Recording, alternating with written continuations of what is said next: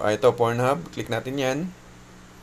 O, makikita ho ninyo, your connection is not private. So, ibig sabihin, na-block na po ang site na yan. Hindi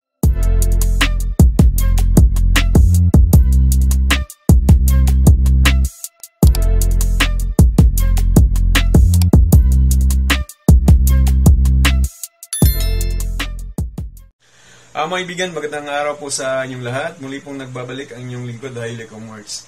Ngayon mga kaibigan ay may ibabahagi po ako sa inyo tungkol po sa doon po sa mga piso wifi natin na kung saan ay nakaka-direct po yung mga kabataan sa mga porn sites.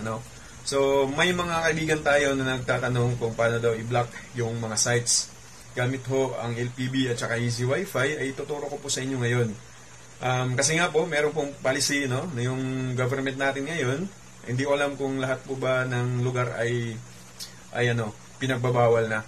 So, kung hindi man pinagbabawal ng ating pong lugar, yung ating pong piso wifi na kung saan ay hindi nakablock yung mga sites, okay lang. Pero kung bawal, siyempre, susundin natin yung gobyerno natin, di ba?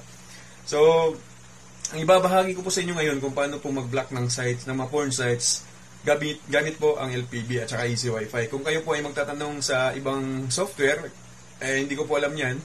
Basta ang itatanong lang po at ibabahagi ko ngayon ay ang LPB at saka Easy Wi-Fi ho mga kaibigan. So ganito lamang po kasimple mga kaibigan yung pong pag-set ng ating piso Wi-Fi na kung saan ay hindi na po makakapasok yung mga kabataan natin o yung magbabrowse ho sa browser ho na hindi na nila mapapasok po yung mga porn sites. Okay? So, ganito lamang po ang ating gagawin. So, mga kaibigan, ganito lamang po yung ating pong gagawin. Pupunta lamang ho tayo sa admin ho natin. Okay, so, password natin mga kaibigan. Tapos, pasokin muna natin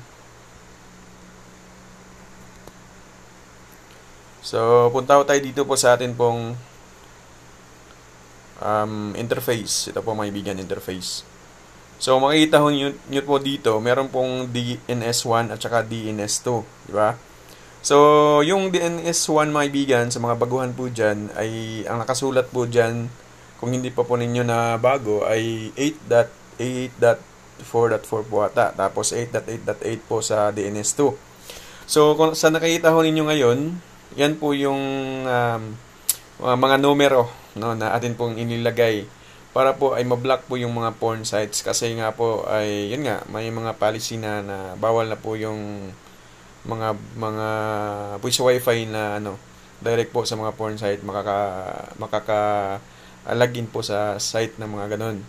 So para ma-block ka natin, ang gawin niyo lang po mga kaibigan ay syempre kung ano pong nakasulat diyan ay kopyahin niyo lamang po. Pagkatapos click lamang po ang save changes. Ayan po sa baba. So, save changes. Pagkatapos po ay i-reboot ho natin yung ating pong system. Ayan po. Nasa gitna lamang po. Ito pong tatlong lines. Tapos click reboot. Pagkatapos ng click reboot, i-refresh yung lamang po mga kaibigan. At i-testing ho natin sa mga porn sites. Okay? Porn sites. Check natin kung mapasok ba natin yung mga porn sites. Ayan, the porn dude. So, click natin to. Ito, Pornhub. Click natin yan. O, makikita ho ninyo, your connection is not private. So, ibig sabihin, na-block na po ang site na yan. Hindi na po mapapasok po niyan ng mga bata o anak ho ninyo. Okay, click natin tong nakauna. Ayan po, mga kaibigan. I-advance ho natin. Proceed to... check natin, mga kaibigan. Try natin. Ayan. Hindi pa din po yan makaka-proceed, mga kaibigan. Na-block na po yan. So, ganun lang po kasimple ang pag-set ng ating DNS sa LPB mga kaibigan. So, ganun lang po siya kasimple. Okay, so next nating video ay pakita ko po sa inyo kung paano din po i-block sa Easy Wi-Fi. So, kung tayo naman po mga kaibigan ay gumagamit ng Easy Wi-Fi, ay napaka-easy na din po ng pag-block ng mga site ng mga porn sites. Hello, pakipindot lang. Okay, so punta ko tayo sa atin pong admin. Alam na po ng mga Easy Wi-Fi users yung atin pong gagawin nito. Okay, tapos login lamang ho tayo.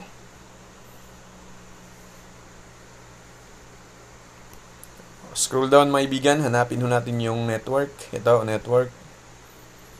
Tapos, ayan, makikita ho ninyo DNS1 at saka DNS2. Ang nakalagay po dyan mga kaibigan kapag hindi pa ho natin napalitan yan ay 1.1.1.1 ata, tapos 8.8.8.8. Kung yan po ang nakikita ho ninyo ngayon, burahin nyo po yan, tapos palitan ho ninyo yung numerong na andyan po. Ayan, kopyahin nyo lang po, screenshot ho ninyo maibigan, para ay masundan ho ninyo. Tapos, always remember, enable VLAN. No po yan mga kaibigan ha, kapag hindi po tayo naka-VLAN, para wala hong problema yung atin pong vendo. Tapos, save changes lamang po mga kaibigan. Pagkatapos ng save changes, dapat po ninyong i-restart ang inyong pong mga vendo para maging effective po yung ginagawa ho natin. Okay, try naman ho natin sa mga porn sites. Porn sites. Ayan. So, ang kagandahan sa Easy Wi-Fi ay hindi mo makikita yung mga talagang mga porn site, no? Hindi mo sila makikita sa pag-google mo. Kahit ito pong pornaddiction.com, hindi po yan site ng mga ano. Ayan. Okay, so walang video po dyan.